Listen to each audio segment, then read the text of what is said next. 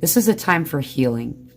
It is Lionsgate, and what Lionsgate is the Sirian Sun aligns perfectly with our sun, and in so doing, amplifies all that is coming to us from our sun.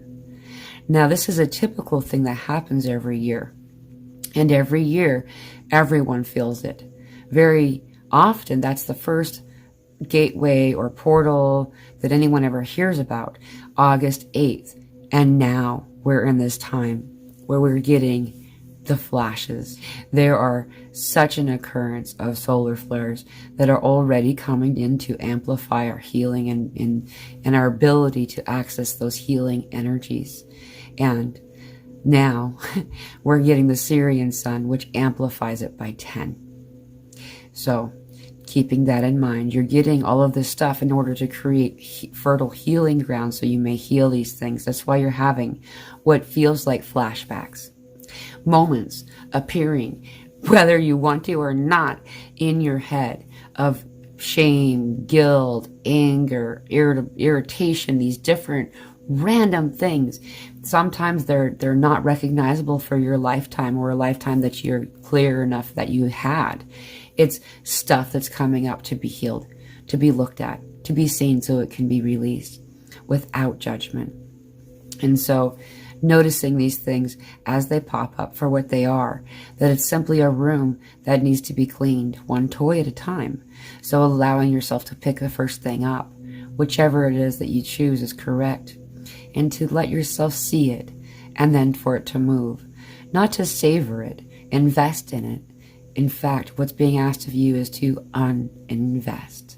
The investment of any of these things, these identities, these labels, these needs to use trauma as a badge of honor upon one's shoulder has caused a limitation in your own experience.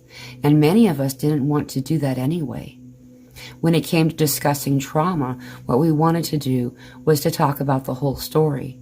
But instead we were made to only talk about the parts that were the most appalling, shockworthy, and the things that we were meant to express in telling the story, that we needed to be in shame, in remorse, and in anger, that we were supposed to feel violent against an individual, rather than allowing ourselves to heal the moment so it can be released. And then in so doing, so shall we. And so now here we are. We are all victims at some point. However, commitment to being a victim and living in victimhood is what imprisons us. It's doing it to them too. The energies are ready to leave. They're ready to go. And we're keeping them here. It's advantageous for all involved to release this, to let it go, and to allow yourself to then feel what it's like to be unburdened by it, by the limitations themselves or what's keeping us stagnant. And stagnation creates only distortion, disturbance. It's time to fly. Allow yourself to release it into the world, into the waters of God, and to go. And together we will stand as the powerful and mighty, beautiful beings of light that we all are. You know me. I know you. We've come here together. We are familiar because we are one. You were assigned. Yes, you volunteered, but among how many who were not picked? A lot.